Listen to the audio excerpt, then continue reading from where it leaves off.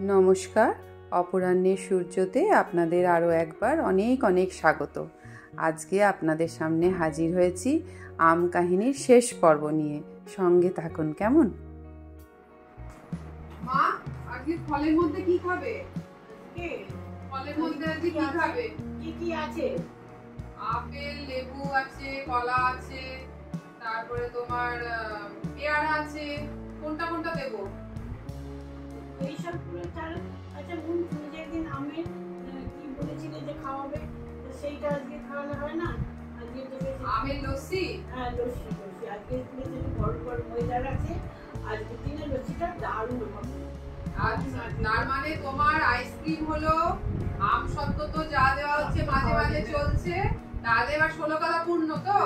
আমের লস্যি দিদি, এবছরের এটা শেষ আমের লস্যি, আবার সামনের বছর পাবে। বেশি করে দিব। হ্যাঁ বাহ বাবা, তোমার আর শেষ হয়ে যাবে বলছো, তার জন্য ওই জন্য বেশি করে খেতে হবে।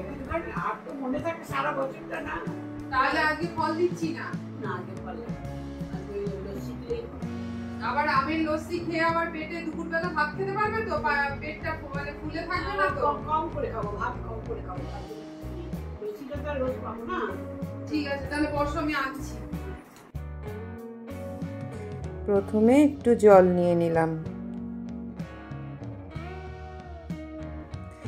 এরপর একটু দই নিয়ে নিলাম, আর আমের যে পাল্পটা আমি আগে করে রেখেছিলাম তার থেকে আমি 4 চামচ আমের পাল্প আমি একটু দিচ্ছি, কারণ মায়ের জন্য 1 গ্লাসই তো করব, 4 চামচের বেশি দরকার হবে না।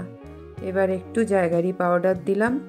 চিনিটা আমি খুব একটা ইউজ করি না, কারণ এখন তো সব সুগার বা একটু হেলথ প্রবলেম হয়ে যায় না চিনিটা খেলে, ওই জন্য চিনিটা ইউজ করছি না। এবার দিচ্ছি একটুখানি বিট নুন।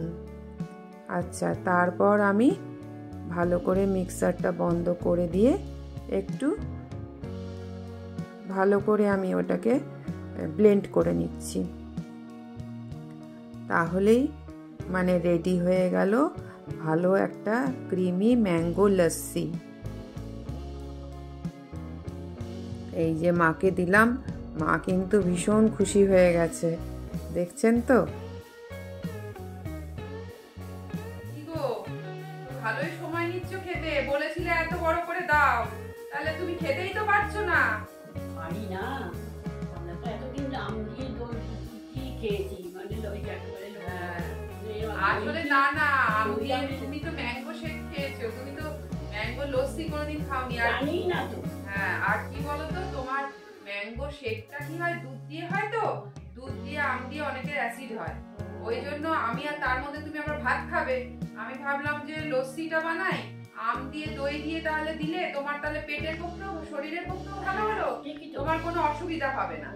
আর ওই জন্য এটা বানালাম। তা ভালোই আছে, এইটাই তুমি আর ভাত খেতে তো পারবে না, আর ভাত খেতে পারবে না মনে হচ্ছে। ঠিক আছে, শোনো বলছি, এবছরের মতো কিন্তু আম কাহিনী শেষ, আম পর্ব শেষ, আমের অপেক্ষায় আবার সামনের বছর। আচ্ছা, ঠিক আছে।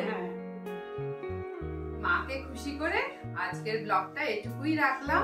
আপনাদের যদি একটু কিছু ভালো লেগে থাকে তাহলে লাইক, শেয়ার, সাবস্ক্রাইব করে দেবেন কেমন। দেখা হচ্ছে পরের ব্লগে।